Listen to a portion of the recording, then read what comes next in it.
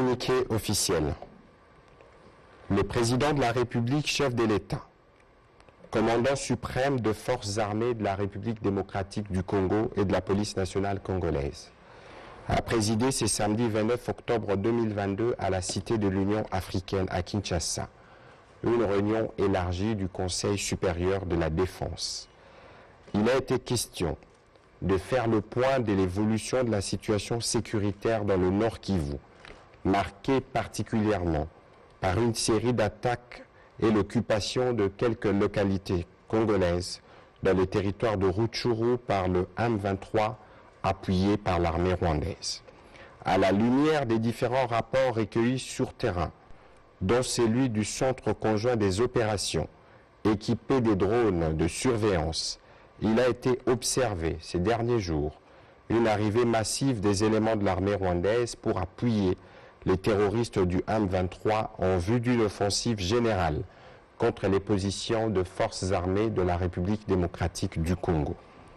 Le Conseil supérieur de la défense a rappelé que cette offensive du M23, appuyée par l'armée rwandaise, vient de porter un énième coup au processus de paix de Nairobi et de Luanda engagé depuis plusieurs mois.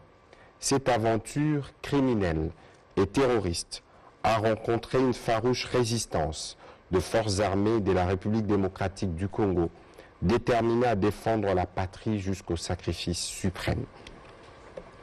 Ces affrontements ont provoqué un déplacement massif de plusieurs milliers de nos compatriotes, rendant encore plus difficile une situation humanitaire déjà préoccupante. Au regard de faits qui précèdent, le Conseil supérieur de la défense demande au gouvernement 1.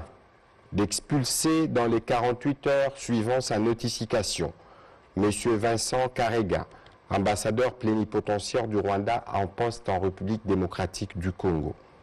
Et ce, en raison d'une part de la persistance de son pays à agresser la RDC et à appuyer les mouvements terroristes du M23 qui l'instrumentalisent à cette fin, et d'autre part du mépris teinté d'arrogance des autorités rwandaises vis-à-vis tant du processus de Nairobi et de Luanda que des recommandations de la communauté internationale, plus précisément des Nations Unies, de l'Union africaine, de la communauté de l'Afrique de l'Est, de la SADC et des partenaires multilatéraux, exigeant unanimement la cessation des activités terroristes du M23 et de tout appui extérieur à lui, son retrait sans délai ni condition des localités congolaises occupées et le retour immédiat des populations déplacées.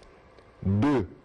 D'envoyer en toute urgence une mission humanitaire pour porter une assistance à nos populations déplacées à la suite de ces attaques.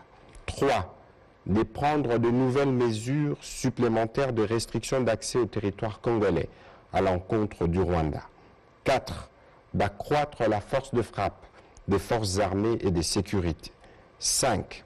De réaffirmer la volonté de la République démocratique du Congo de rester engagée dans les processus de paix de Nairobi et de Luanda en vue de restaurer durablement la paix, la sécurité et la stabilité dans la région des Grands Lacs.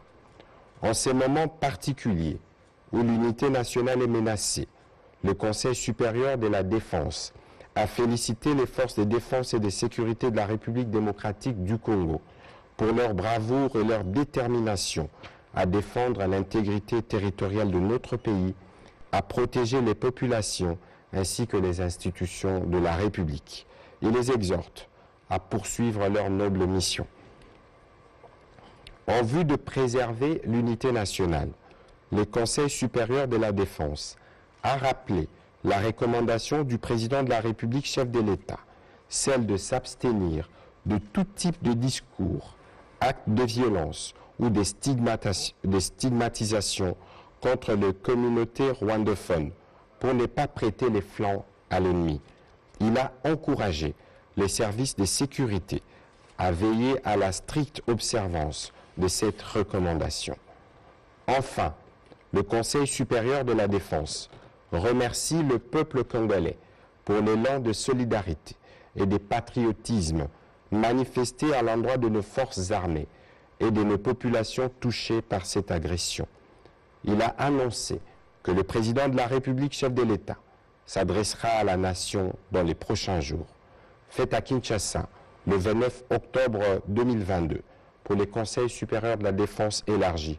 Patrick Muyaya, ministre de la Communication et des Médias, porte-parole du gouvernement. Je vous remercie.